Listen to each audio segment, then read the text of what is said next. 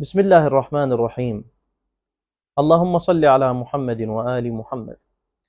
نتكلم في هذه الحلقة عن فقيه من فقهاء الشيعة وعن شهيد من شهداء الشيعة.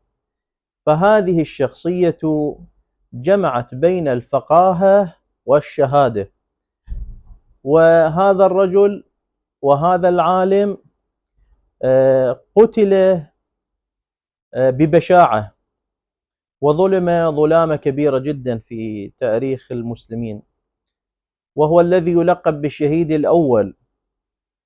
والشهيد الأول هذا هو المرجع والفقيه والعالم الرباني، كما أقرأ لكم نص عبارة الشيخ عباس القمي. قال: هو الشيخ الأجل الأفقه أبو عبد الله محمد ابن الشيخ العالم جمال الدين مكي ابن شمس الدين محمد الدمشقي العاملي الجزيني. فهو هذا الرجل من شيعة لبنان ومن علماء جبل عامل. هذه المنطقة جبل عامل أنجبت المئات من الفقهاء والعلماء الذين خدموا الإسلام وخدموا التشيع، وواحد منهم وهو الأشهر والأفقه هو الشهيد الأول الشيخ محمد بن مكي العاملي، الذي يلقب بالشهيد الأول. وهذا اللقب شهير جدا في الحوزة العلمية. طبعا الشهيد الأول كما قرأت لكم نص عبارة الشيخ عباس القمي وكذلك فخر المحققين ومجموعة من العلماء، يقولون هو أفقه فقهاء الشيعة، يعني لهذه المرتبة الكبيرة التي حازها هذا العالم. طبعا وأيضا عرف الشهيد الأول بكثرة المصنفات وكثرة التأليفات، وأشهر كتاب صنفه الشهيد الأول هو كتاب اللمعة الدمشقية. هذا كتاب فقهي وإلى الآن يدرس في الحوزات، ما من طالب حوزة ارتدى العمامة إلا ولا بد له من دراسة هذا الكتاب. هذا الكتاب مهم جدا في الحوزات وعليه مئات الشروحات.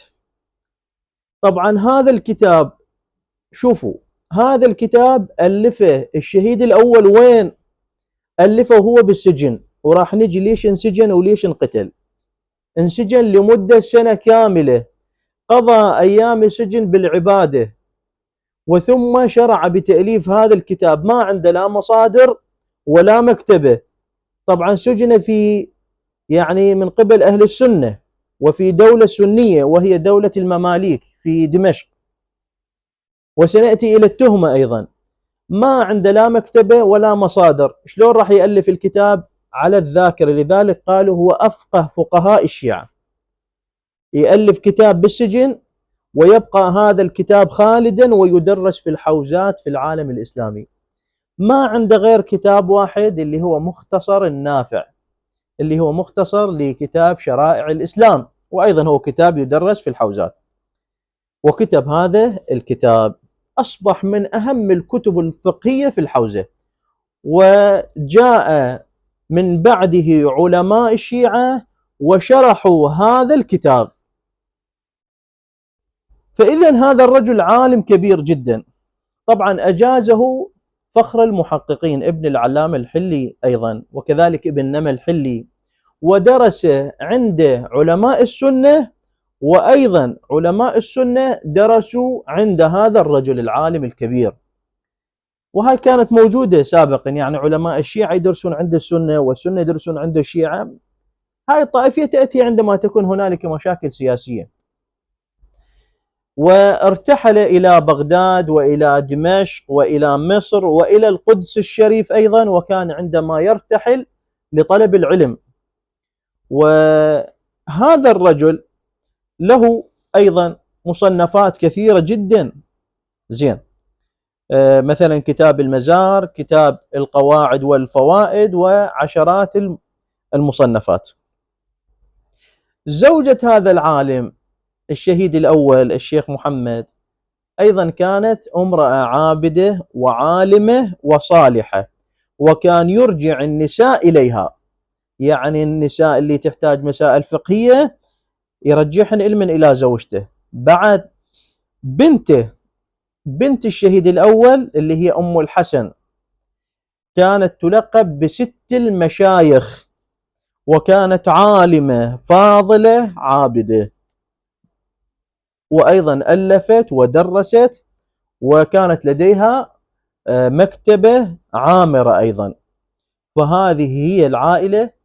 ثم هذا الرجل اللي شدة تأثيره في المناطق التي يرتحل إليها ينتشر التشيع ويدخل الناس إلى التشيع، فكان هنالك مجموعة من علماء السنة وتحديدا من المالكية امتلأت قلوبهم بالحقد والحسد على هذا العالم الفقيه، فألفوا عليه قصة وتهمة بأن لديه اعتقادات باطلة، بأنه يرمي الشيخين بكذا ويتهم السنة. ومن هذه الافتراءات اليوم شلون تسمعون ايش قد افتراءات على الشيعة، عبدة القبور وكذا وكذا، يسبون الصحابة، يتهمون زوجات النبي، من هذه الاتهامات الباطلة. فسجن لمدة سنة، ثم طلب منه بعد ذلك أنه يتوب. فالرجل فكر أنه أنا إذا أتوب أنا ما صادر مني هذا الفعل، بس إذا أعلن التوبة راح يثبت علي الذنب. فالرجل قال لهم أنا ما صادر مني هذه العقائد وهذه الافتراءات، أنا رجل مسلم محب لآل البيت، يعني هذا الشيء ثابت عند المسلمين. دافع عن نفسه بالمقدار اللي يقدر له. طبعا أحد علماء الشافعية يعني برأ الشهيد الأول، ولكن هذا الرجل أصر وجاب شهود على الشهيد الأول. فقرروا في تلك الدولة وفي ذلك المكان في دمشق بأنه يقتل الشهيد الأول رحمة الله عليه. طبعا وكان طريقة القتل مالته طريقة بشعة جدا. فأولا القتل بالسيف، وثم صلب الشهيد الأول. الله أكبر، يعني حتى المرتد ما حد يسوي بها السواية، حتى الكافر، حتى ما أعرف منه الملحد هم حد يسوي به. هسه إذا أنت تعتقد به إنه كافر إنه منحرف تقتله وتعوفه. قتل بالسيف، ثم صلب، ثم رجموه بالحجارة، ثم أحرق جثمانه الشريف، ولم يبقى له أثر وليس له قبر. هذا هو الشهيد الأول رحمة الله عليه، وعمره 52 سنة ولديه كل هذه المؤلفات. الآن أختم كلامي بما قاله الشيخ السبحاني في طبقات الشيعة.